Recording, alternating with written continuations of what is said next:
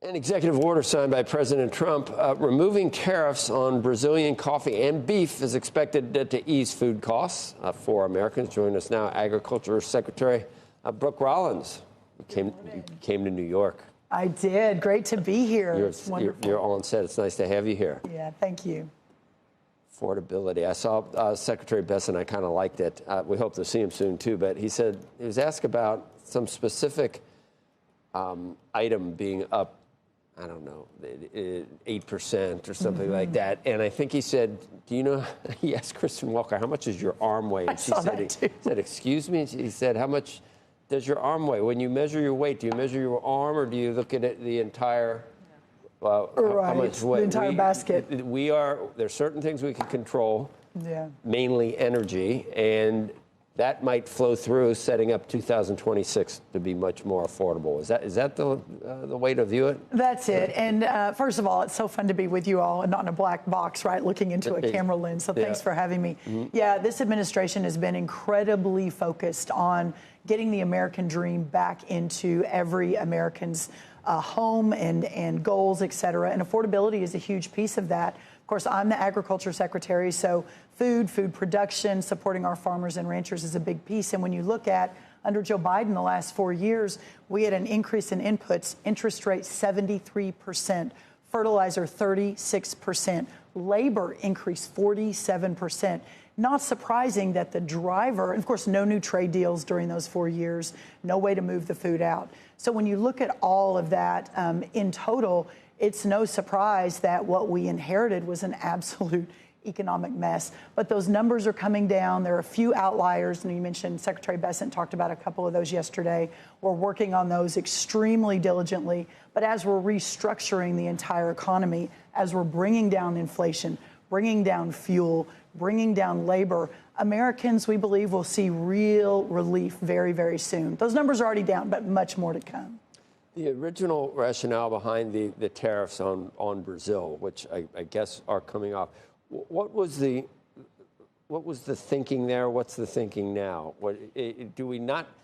It'd be nice if we made everything here, but we can't possibly produce everything in the United States. Was that the wrong move? Now all of a sudden we need these things. Prices are up, so the tariffs come off. Was it right? Was it ill-conceived? The original tariff?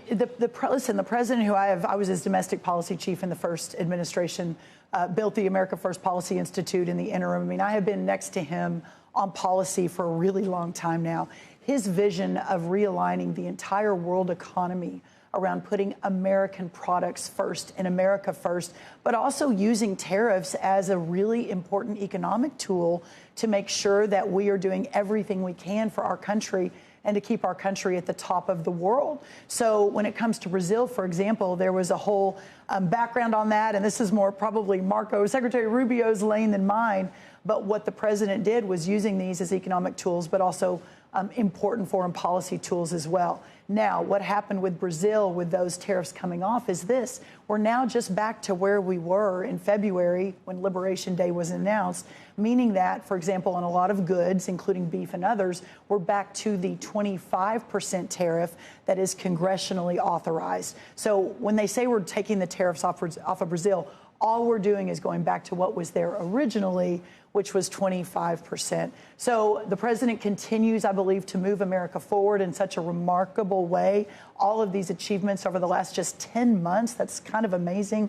Some days it feels like 10 years, but we've really only been 10 months, and there's so much good left to do. But the farmers might get helped eventually. That hasn't happened yet, right? $15 billion, is it in the works?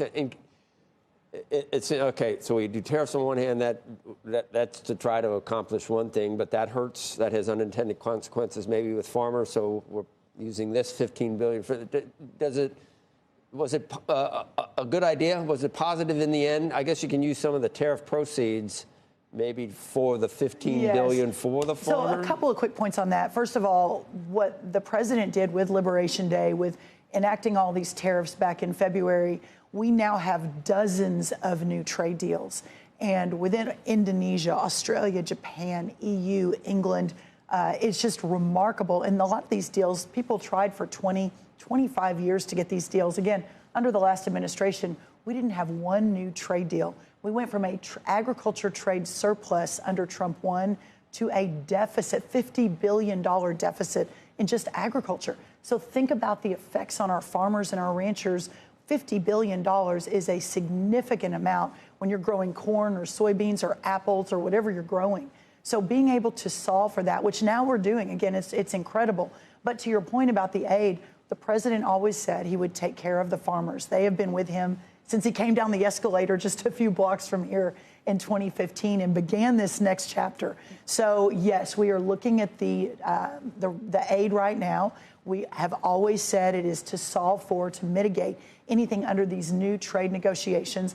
Every day that changes, and that's what we're working. So we'll have an announcement probably in the next week or two on what that's going to look like. We're selling a lot more soybeans than we were, though, a couple months ago when we first started talking about that. That was the big problem. China went from the biggest buyer of soybeans to zero purchases of soybeans. That was the biggest issue that happened. That happened on President Trump's watch. Well, so we have seen a decline from China buying soybeans for years. It is an important point, though, because China, just a few years ago, was buying about 65% of our soybeans from America. They have pivoted to buying a lot of Brazilian soybeans. And also the president has said, as has Secretary Bessent, that using our soybean farmers for leverage is not okay. So in the last, just a couple of weeks ago, the announcement was that China is back on to buy soybeans, 12 million metric tons this year, 25 million metric tons over the next few years. They've already put in a purchase order. We've already started shipping soybeans their way, almost 1.5 million metric tons. We have every indication they will continue to buy soybeans, sorghum, et cetera. But it goes to the larger effort of President Trump. We can't be so reliant as Americans producing American products on one country, a foreign adversary. So opening up, Japan's going to buy more soybeans. The EU's going to buy more soybeans. There are countries all around the world now that have committed to that, Argentina and others. So next year, I think you'll begin to see an incredible move toward these opening markets and moving more of our American agriculture products out. Soybeans are at their highest number they've been in about 15 months. Other parts of our row crops are not seeing that as much, but we're working on that too. But just solving for relying on just one country to buy more than a majority, we just can't do that anymore. Andrew's got a question too. Hi, Andrew. Hey, Secretary. Hey, how are you? Help me understand this and tell me if I'm wrong. My understanding is that you said in the White House, it said that China was going to buy 12 million metric tons of soybeans from the United States by January. We're now just about a month and a half away from that. They have, according to the USDA report, only made two big purchases, and they total, in total, 332,000 metric tons. How is that pledge, if that is a real pledge, and China has not confirmed that pledge, going to be made in that quick a time? Andrew, thank you. We're actually about 1.5 million metric tons, but your point is still salient, right? That 1.5 million of 12 million, we've got a significant way to go. I know they are inking the deal this week or next week. Again, every sign is their commitment remains true that they will indeed buy or purchase 12 million metric tons or put the order in. It doesn't mean we'll move 12 million metric tons by the end of December, but it means that those orders will come in according to their commitment and their promise to our president and to Secretary Bessent and to Ambassador Greer. So again, we have every indication that those will continue to move. Even if the purchase order comes in before the end of December, those will move early next year.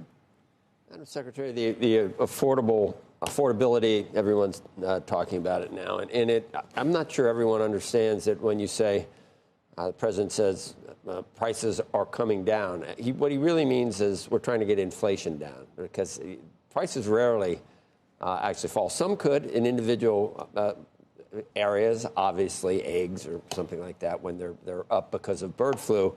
But the overall inflation rate is usually positive. Mm-hmm. So all of those very difficult numbers we saw in the last administration, 9% 1 year, I think 5% average inflation over the 4-year period, those are still in the marketplace now for consumers, which is why I think they're feeling it.